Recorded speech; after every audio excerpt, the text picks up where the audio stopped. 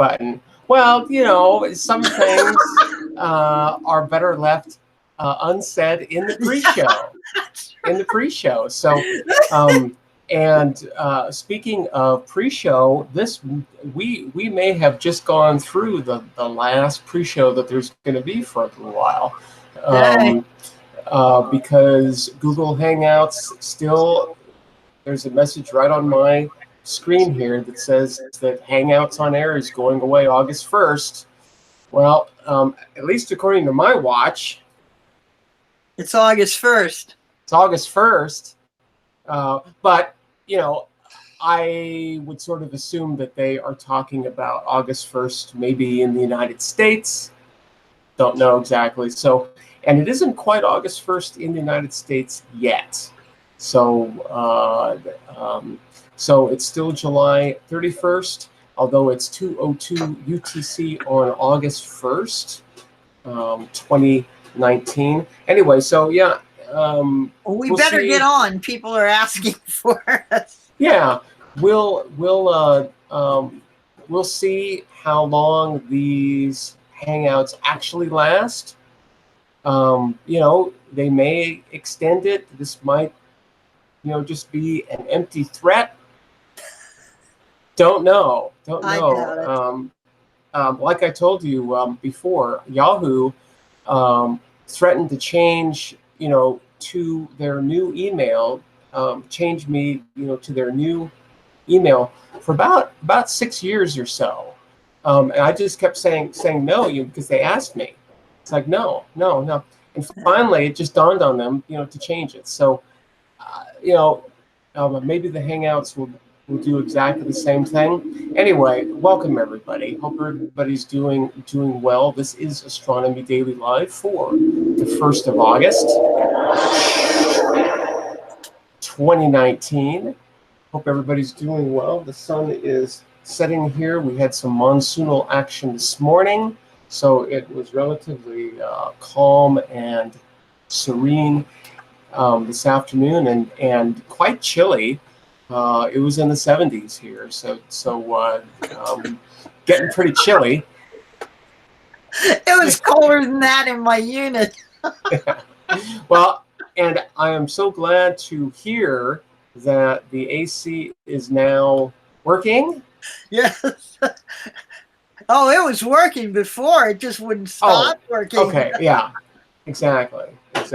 So good. Well, they got it fixed. So yeah.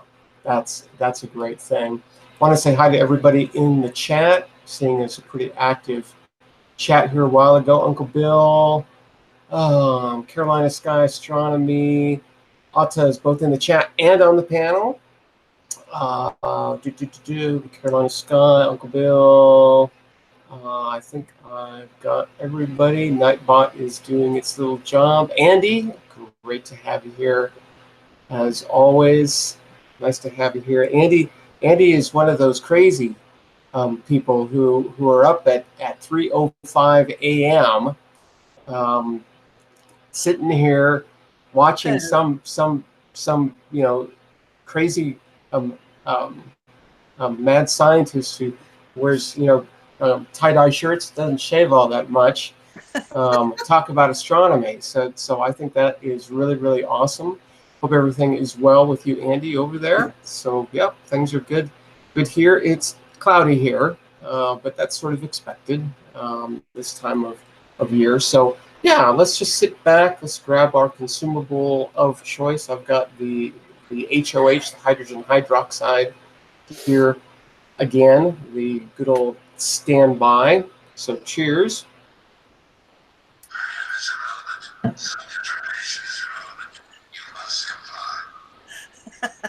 It's all that's to it. It's all that's to it.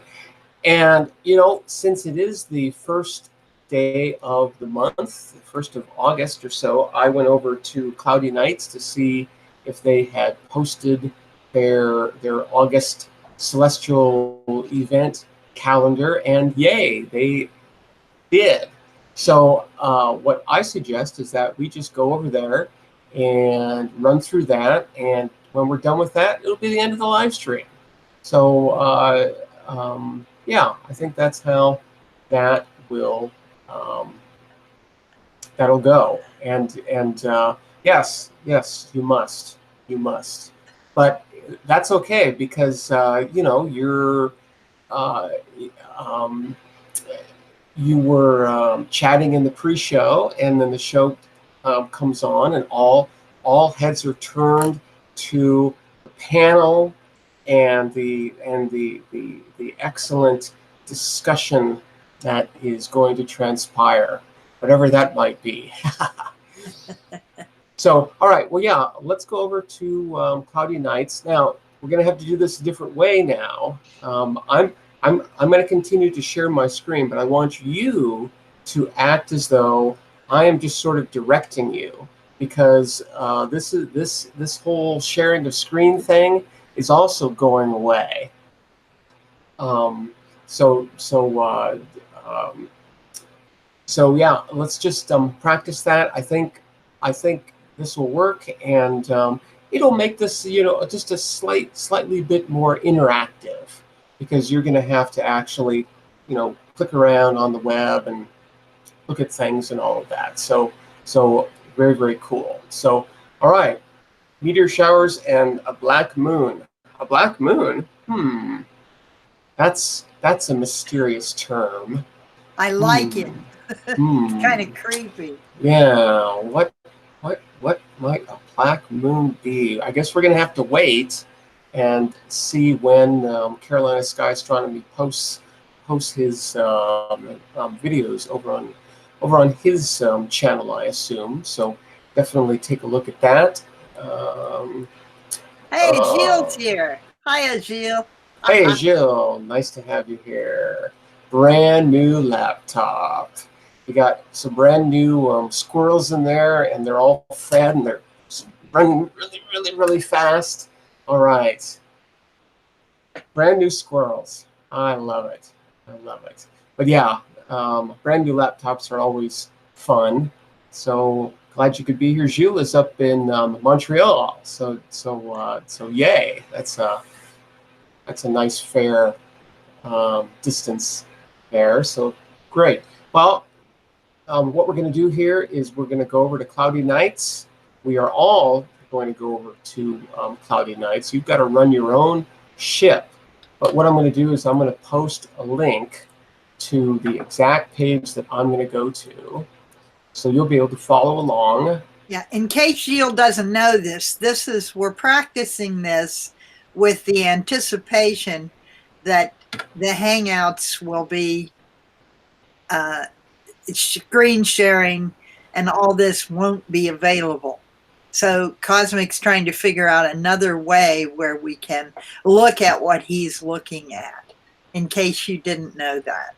Yeah, exactly. You know, with the exit of the Hangouts, I'm gonna be sort of limited to the YouTube webcam, I think is what it's called, which will allow me to live stream, but I'm not going to be able to share my screen or do a panel or anything. So no real solution to the panel yet, but in terms of sharing my screen, yeah, it's all I have to do is post a link. You go there, and then I will try to sort of, you know, direct you through. You know, I'll sort of tell you where I am in the page, and you can follow along. So it's sort of an interactive thing, which I think is kind of neat. I haven't seen too many interactive YouTube channels except for chatting, right? But this is a little bit more active than that. So, I mean, I'm liking it, but you know, you got to work a little bit too. So, you know, all right. Well, I'm gonna, since I can, I'm gonna share my screen anyway. But like I said, go to the link that I put in the chat, and then that is basically going to be the whole live stream. It's just looking at that one page. Maybe we'll go off onto some kind of tangent, but I don't know. So, but I'm going to share my screen anyway because I can. And there we go. I'm going to hide that away. Okay, so I have gone over to the Cloudy Nights link that I posted over there. And I'm going to catch up on the chat. Yeah, OBS is what I would love to be able to run here. I've got a machine that can do it, but I don't have the bandwidth. So it's just no good at all. Page Master, nice to have you here. Cool. So you're pretty far out there, but that's all right. You know, I don't know how far is Bajor from Earth. I don't know. Somebody must know that. I mean, it's in this. I mean, we're both still in the same quadrant, right? But yeah, I'm not quite sure how far away it is. Anyway, okay, so I'm over on the Cloudy Nights site, and we're just going to run through some of these, celestial events that are going to be happening during the month of August. So all these times and dates are UT times and dates. So, if you want to, observe a particular event or mark a particular time, you're going to have to, make your corrections because, as far as we know, we've got a sphere here, and so, our sense of time is different depending on where you are, sort of longitudinally, east and west. So, all right. So, August 1st, which is today, looks like it's just the moon and Venus and the beehive look like they're relatively close to one another. It looks like new moon happens today at 3:12. So like in exactly 1 hour, well, 59 minutes from now is new moon. Wow, that's cool. That's very cool. Let's see. Nothing really else too exciting. So on August 2nd, the moon is at perigee, which is its closest approach to Earth this time around. Perigee actually reminds me that I've got to give an update to my Patreon patrons on progress on my research. So yeah, I'm probably going to have to postpone that update until the weekend, but that's pretty close to perigee, so I'm not going to sweat it too much. So when the moon's at perigee, it's as close as it's going to get, so it looks about as large as it's going to be too. And as you can see, 33 minutes 15 seconds. So just over 1/2 of a degree. So, and pretty close, 359,398 kilometers. So that's happening at 7:11. So just what, about 28 hours after new moon. So yeah, it's kind of neat.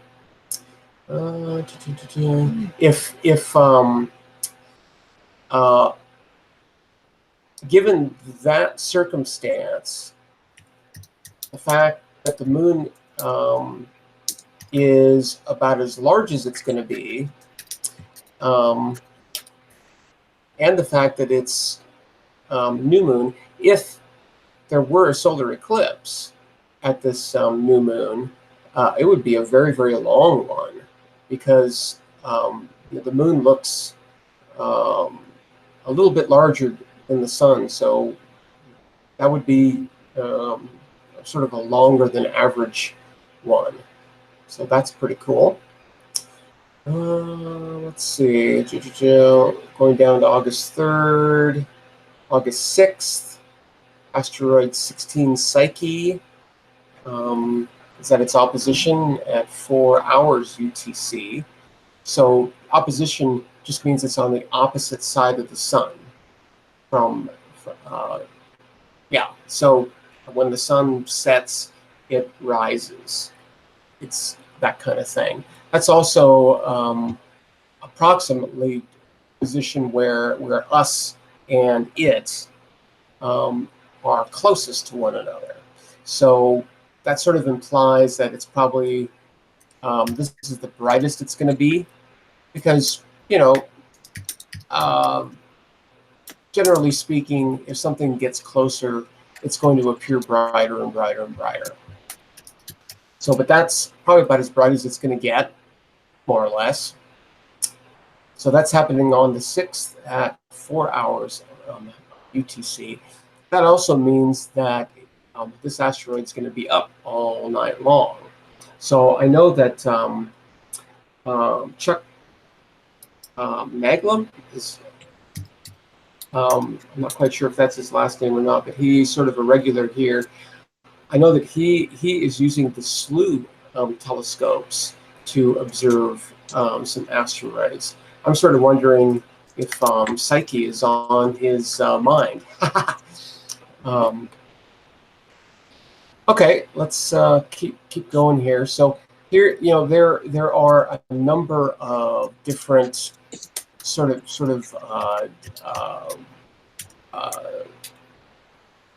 funny looking things on the moon, depending on shadows and all of that. And one of those things is called the Lunar X. It's also got a bunch of other names, and it's just it's well, as it says here, it's various ridges and crater rims and all that, and the correct solar angle makes it look like a lit up X. So that's kind of neat to see. You definitely need to be there at the right place at the right time. So that's predicted to be seen at 3:43 on the 8th, on August 8th. So if the moon is up at that time at your location, you might want to take a look at that. These kinds of things can be observed every month, so it's not as if you're going to miss it. But yeah, kind of neat to see from time to time. It also looks like on the 8th that Venus is at perihelion, which is its closest distance to the sun that it's going to get. And it says here that it's 0.7185 astronomical units. Of course, an astronomical unit is the distance between the Earth and the sun. So Venus is obviously closer than that.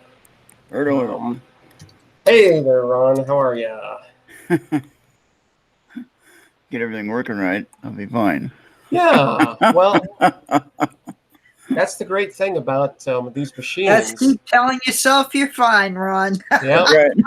Just make it real. Just make it real. That's it. That's it. So we're just going through the August events, and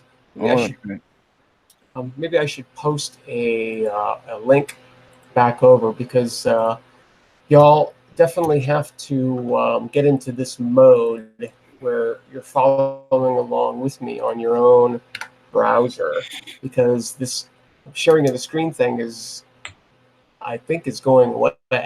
It might be going away tomorrow. So anyway, so we just I went out the other morning when it was super clear out there, and I'd already taken my medication, so I couldn't set up the scope or nothing. But I went up to look at the sky and talk about clear.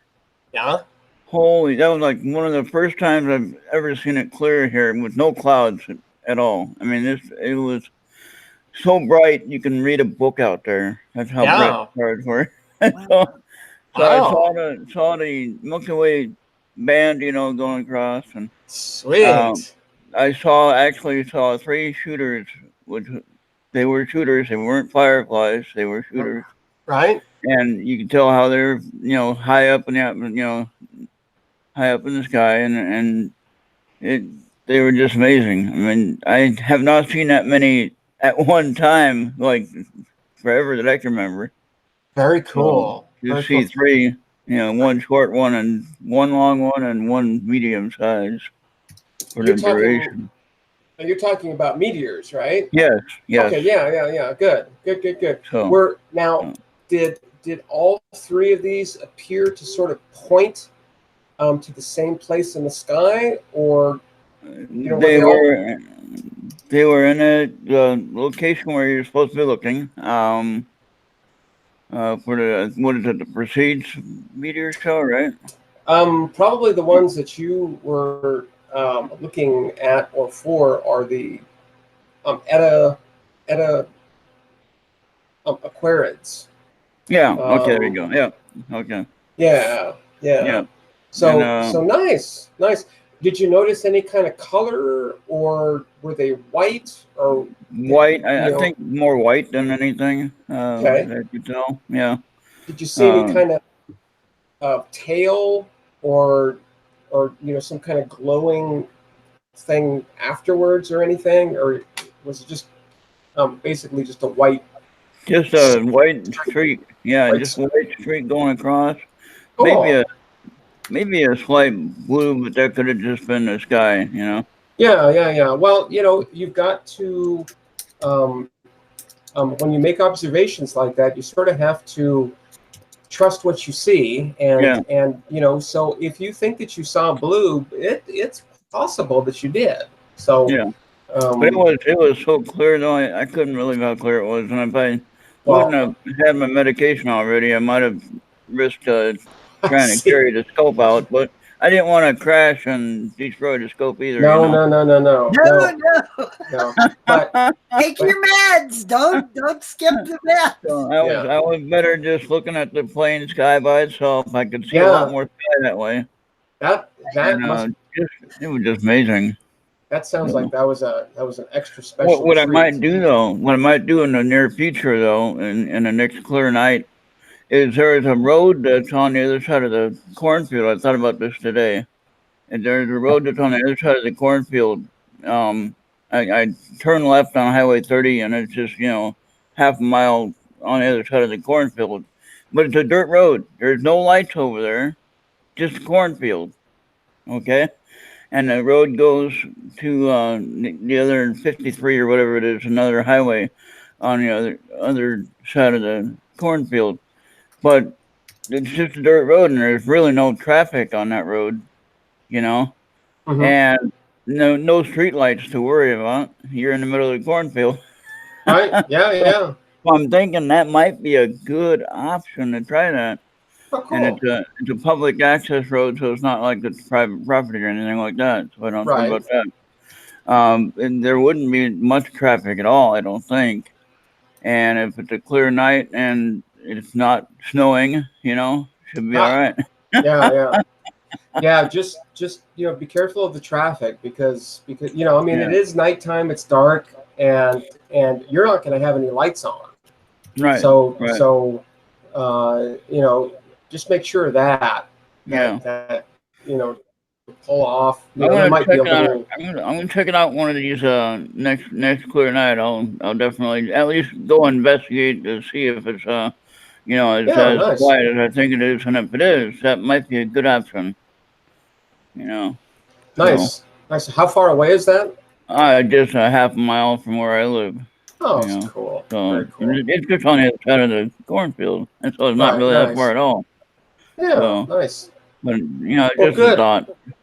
But I thought I about am that, and so cool. I'm so glad that you were treated to such a wonderful sky after so long of oh yeah, clouds.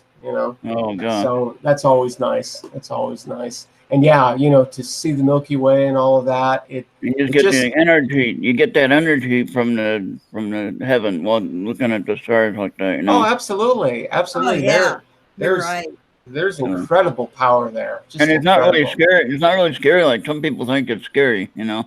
I don't think of it as being scary, except for maybe I might think that someone else is looking back on me. Well, I But think that's that. you're a good guy. That shouldn't scare you. not a problem. Not a problem. But yeah, But, what happens to me sometimes my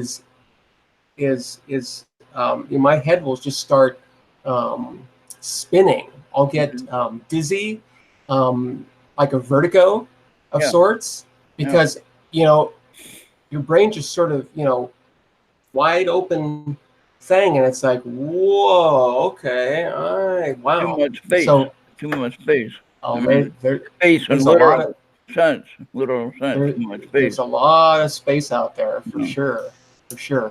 Anyway, okay, well, we were back on August 8th. We were just looking at the fact that Venus is going through its perihelion on the 8th at 9 hours UTC. So that's the closest it's going to get to the sun this time around. Okay. So let's see, on the 9th, let's see, is there anything exciting going on the 9th? I guess August 9th, Mercury is at its greatest western elongation. So let's see, if it's west of the sun, that means it's that's a morning thing. So when you're a early riser, or if you're an early riser, get up, look west, and you might see a relatively bright object of sorts. I don't know exactly where this guy is in the sky, but it's probably have to look at a sky map or something, to be absolutely certain. But it's going to be over in the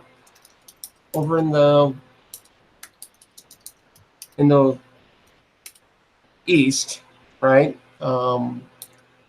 At sunrise, before sunrise, of course. Okay. Take a look over there. See if you can see it. So Mercury, let's see, it's at its greatest westerly elongation now. So it's Will going be a to yellow start. color? Will be like yellow or? Yeah, it's kind of a orangey yellow, Okay. I guess. It's kind of hard to tell because you can really only see it in twilight. Oh, on a horizon, yeah. Yeah, you can't really see it when it's like dark. It's too close to the sun. So but yeah, it's sort of an orangey yellow, I guess you can say. Relatively bright. But yeah, definitely over there. We're seeing, but so Mercury is going to swing around on the other side of the sun, and then it's going to become an evening star. We're going to be able to see it in the evenings at sunset, and then when Mercury swings back around and is going to pass right in front of the sun. In fact, it's going to transit the sun. I think that's supposed to happen like November 11th or so. Yeah. Stay tuned. I'll make sure to let everybody know about that, and I'm sure you'll hear about it. So anyway, so this is a good time. That probably won't happen. That won't happen again for how many years? It doesn't happen very often. It happens maybe, I don't know, once every 5 or 10 years or so. So I mean, it's not incredibly rare, like once in a lifetime, but it's a couple times in a lifetime, I would say. Well, Venus, we got to watch. I remember just recently, like twice. I thought we just got to see that in the last. Yeah, there was one. I would say 20 years. Yeah, there was one, I think, and somebody correct me in the chat, but I think there was one in 2009 and one in 2014, 2011, and 2006, or something like that. Mm-hmm. Yeah.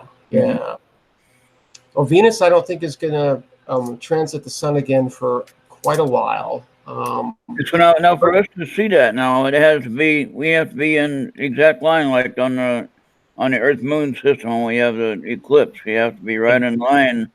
Exactly. To see that. That's incredible. Exactly.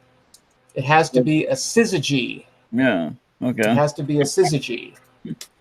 I love using that word. I'm not even gonna try it.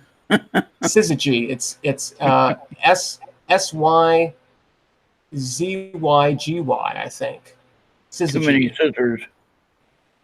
Syzygy. Yeah, that's just an alignment of objects. I don't know if it's the alignment of celestial bodies. I forget the exact definition, but it's just an alignment like that. So What do you think about them? Just in itself, the Earth and that planet has to be lined up exactly to see that correctly.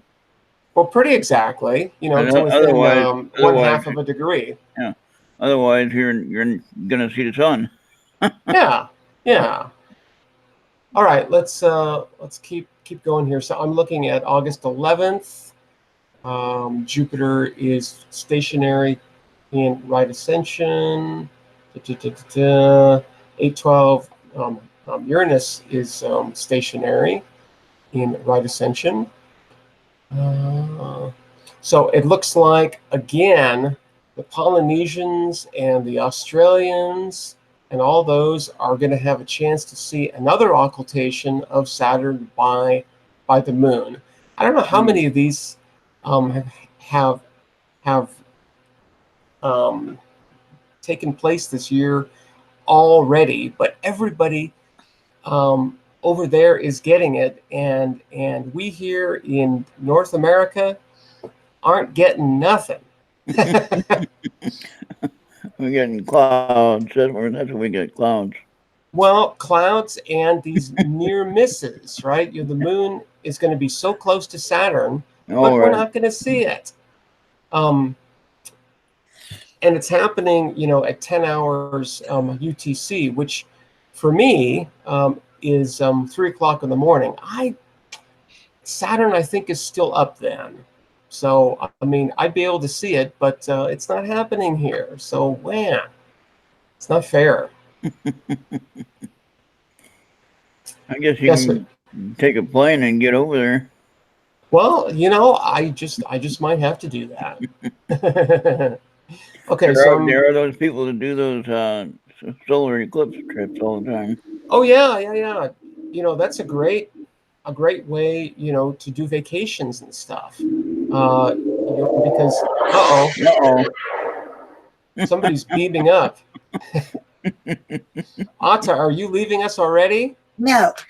Oh. Well, who beamed up? I was just suggesting another form of transportation. I gotcha. Yeah. Well, you're really not supposed to be talking about that live on air. Yes. So I'm just going to silence you now because I don't want you to get in any more trouble than what you already are. So, all right. So let's see. You can't miss the Perseids. So it looks like the Perseid meteor shower is peaking. The predicted peak is around 7 hours UTC on the 13th. Okay. Now, you'll notice that on the 15th, the moon is full. So we're going to have, at 7 hours UTC, at least where I am, local time, the moon will have already set. So, yeah, it's not necessarily going to be a problem here. But, having a big, bright moon in the way, it's going to be a little bit of a problem.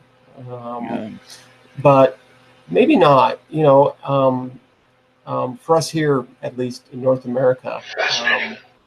Absolutely fascinating. And so, yeah, we're actually, looks like here at least, because 7 hours UTC for me is actually midnight, which is sort of the beginning of the best time to observe meteors is after midnight local time. So I noticed that. I don't know if that's just the way it works or what. well, the only reason why that works that way is if you think of the rotation of the Earth after midnight. Oh, I got you. Where you are, you're starting to spin into it, right? Mhm. You're starting to spin into the view of that Okay. shower. Yeah. Put another way, we're sort of spinning into the motion of the Earth. So as the Earth moves through this cloud of debris, we're rotating, of course, each day, and um, um, midnight local time is when you start to spin into that Okay. motion, and so you just have a better chance of seeing them. I You can see them. noticed that with Bill when I was over visiting Bill Skywatcher. Yeah, And yeah. he was had a meteor watch, and it seemed like about 2 o'clock in the morning. That's when it started really getting kind of active. Yeah, well, and there are two things going on there too. One is what I just described. The Earth actually spinning into this thing. But the other thing too is that, of course, the Earth is moving through this cloud of debris, and at some point, it's going to be going through the thickest part, and so regardless of when that is local time, that is sort of your peak thing, and that only lasts maybe 1 or 2 hours, maybe or so. The actual peak, and so that's why they have a prediction here of 7 hours UTC being the peak. So then to see 3 meteors then is pretty big treat then actually. Yeah.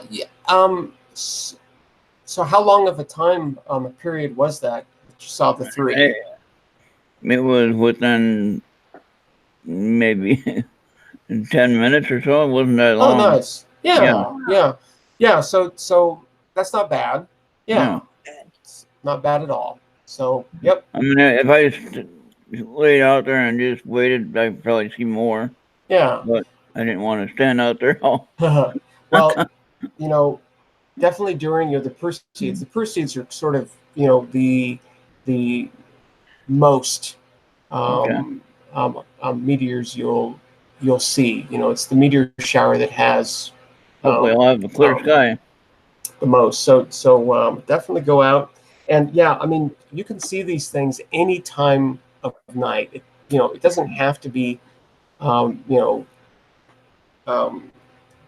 past midnight or anything like that. It's better if it is, but you'll see them all night long.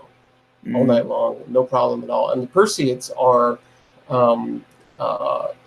very, very characteristic. They're quite white. They're long, and they're kind of slow. They're kind of a little slow, but they're always nice. And yeah, I mean, you sit out there for an hour, you'll easily see 50 or 60 of them, easy. So consistently. So yeah. So that's happening on August 13th. So you can start looking for them now, and you'll see them. They peak on the 13th, and then over the next week or two, they die off. Because we're moving through this cloud of debris. So all right, onward. So August 14th, Venus is at superior conjunction with the sun. So that means it's on the opposite side of the sun from us. It's way, way, way over there. So that's happening on the 14th. Seems like it'd be kind of busy in August, huh? Yeah, well, there's always some kind of exciting things going Do we on. have any rocket launches happening August? Oh yeah, yeah. In fact, there's one happening pretty soon. I think on the 3rd. So just in a couple days. Um, yeah, there's some. They have one from India, right? They had one from India just recently. Yeah, they launched that maybe like a week ago or Yeah, so. yeah, I thought so. Yeah, yeah. They're sending a craft to the moon. In Yeah, fact, they're going to land on the moon, and they're going to send out a little rover too. So yeah, very cool. that's Very cool. cool. Okay, so let's see, 8/17, August 17th. Um, Letitia, Letitia. That's an asteroid, of course. It's at opposition at 3 hours UTC. The moon is at the apogee at 10:49 UTC. So that's the furthest it's going to be from the Earth. And like you can see here, the size of the moon, the apparent size of the moon is just a little less than 1/2 of a degree. You could see when you go back up to the perigee on August 2nd, you can see that the size of the moon is about 4 arc minutes larger. So 10%, is that right? Yeah, more than that, in fact. So, okay, that's on the 17th. Going down. August 20th, Mercury is at perihelion, which means it's closest to the sun this time around. So that's 0.3 astronomical units. So it's a little less than 1/3 of the distance between the Earth and the sun. So that's getting pretty toasty. I was gonna say that'd be kind of warm. Well, it depends on what side of the planet you're on, I guess. Mm-hmm. So, Mercury has a really, really weird configuration. It's not exactly tidally locked, but I think a Mercurian day is something like 59 Earth days or something like that. It's kind of really, really weird. So, okay. 21st, just some moon stuff. 22nd, Juno's in conjunction with the sun, which... Would you want to be that close to the sun? How close? As close to Mercury. If you're asking if I would like to go to Mercury, sure, but I don't know if I would just like to go and yeah, I don't know. There would have to be a pretty good reason to go. Okay, let's ask it another way. Would you rather go to Mercury or would you rather go to the outer planets? And they're all nice. So I mean, each one would have its own thing to learn, right? Yeah. I don't know why I have to make a choice. I'll just go to them all. There you go. Okay, where would you start? Would you start with Mercury and work your way out, or? Yeah, you might as well. Sure. Yeah. Yeah. That'd be fun. That would be a fun thing too. Since I suppose so. It would take a while. Yeah. Well, you got nothing but time now. You got nothing but eternity to work with it. I guess. I guess so. Yeah. All right. So August 22nd, Juno is conjunction with this. Yeah. Last quarter or third quarter moon is on the 23rd. Okay. So there's another X-shaped black moon, was it? Yeah, I guess that's what black these things are called. Because Well, there's an actual uh, name for the astrological whatever. yeah, it's Something to nice do to with have black moon. I didn't quite get that. names for those kinds of things. So yeah, I'm not seeing anything here about that, but yeah, apparently it is. So okay, that's interesting. Um, anyway, so August 24th, another one of those uh, things on the moon to see if you want to see those. Those are pretty cool. 26th, Mars is furthest from the sun. Um, sorry, closest to the sun. Oh, wait. Man, this old brain sometimes. Aphelion is furthest away. So Mars is furthest away on the 26th at 1 hour UTC. So, all right, 1.6661 astronomical units. Cool. Let's see. Well, I don't really see anything else. There's this long thing on the 30th. So let's see here. Moon, Mercury, and Regulus. Moon, Venus, Moon again. New moon is on the 30th at 10:37. Oh. So yeah, just lots of sort of crazy things happening on the 30th. Um, the moon is also at perigee again, which is its closest approach once again. So yeah, new moon is at 10:37, and perigee is about 5 hours later. So that's pretty close. Now, for sure, if a solar eclipse were to occur, that would be a very, very, very long solar eclipse.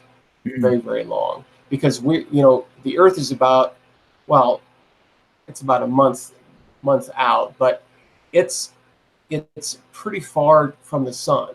So the apparent size of the sun is very, very small.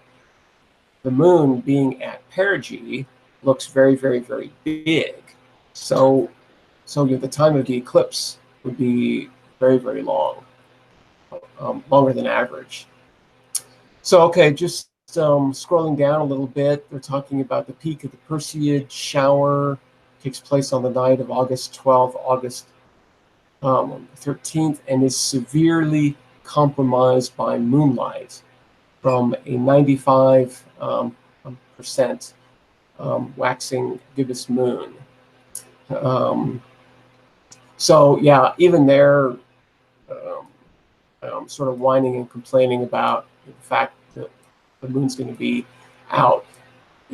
The thing of it is that it's not going to be up in the mornings. After midnight, um,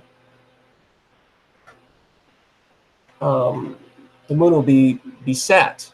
So I don't.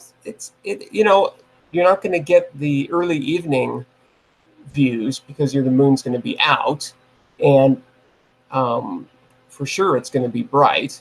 So you're not going to be able to see those faint meteors, but you'll still see meteors. And after midnight, no problem. So yeah, that's not exactly true. I wouldn't call that severely compromised. I think they are looking at the glass is one half empty, and I think they should look at it half full for sure.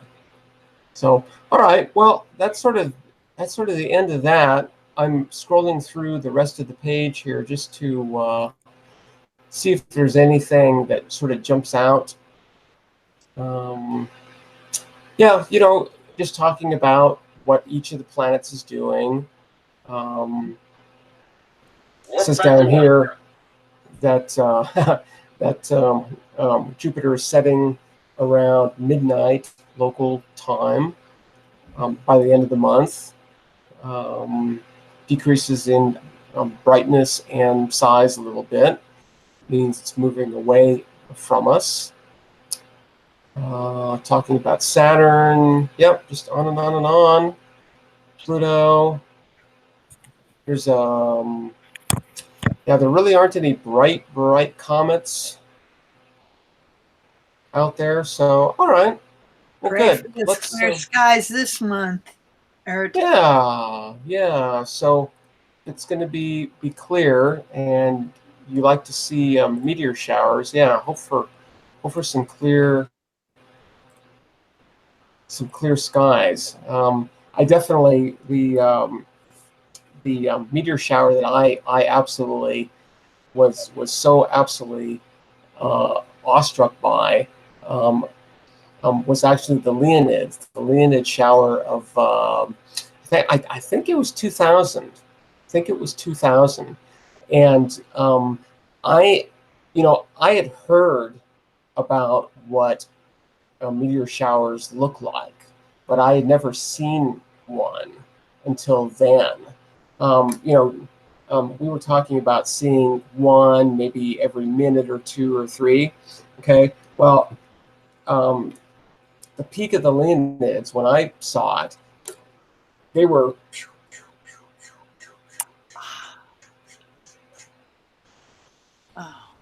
it looked like the end of the world. It really did. The whole sky was just full of them, and you could not watch them all because several every second. Oh God. Yeah. So it was sort of took my breath away, and that lasted for about half an hour or so. Oh my gosh. So it was relatively brief, but it was super intense, super intense. It was. I don't crazy. consider half an hour brief. Well, it went by way too fast. Yeah. Went by way too fast. But those kinds of things on the Leonids, they peak like that every 33 years. So you got to do some math. The last one was 99 or 2000.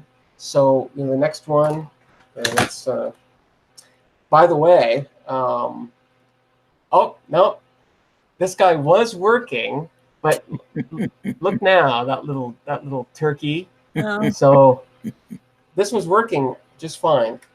Anyway, I think it was 2000. So that would make it 2033. So that's what, 14 years from now, something like that. So but yeah, the Leonids I may have to pass on that one.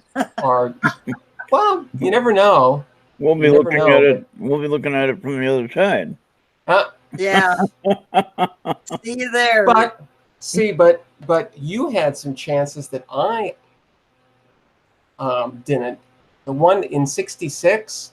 Yeah, I wasn't interested in astronomy in 66. But that one apparently was really, really intense. 5 years old then, so I don't think I had any clue. Well, and I was -2, so Yeah. I didn't even count. You were watching it from the other side. All right. Well, I think it's about time to get out of here for now. So, thank you, panelists, everybody who has been on the panel. Thanks. I think the panel is going to be going away, so this might be the last time, at least for a while, right? The most important thing is to figure out some way to get that screen sharing going again, I suppose. Yeah, if we can do that. I think the system that I'm going to continue with, I think that'll work. I think that'll work. And Zoom will work. I've looked into a couple other things, and I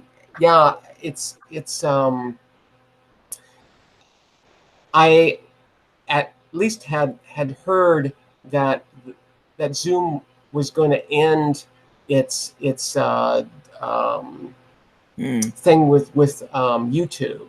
Oh, So, boy. you know, I want to keep this on YouTube. I didn't really explore that extremely hard or anything, because really what I want to do here is just zip up the bandwidth a little bit, and I've got a plan, you know, to do that. It's just taking, you know, some time. So, right. but anyway, I will definitely be back here tomorrow, 2 hours UTC, All right. and there will be the chat.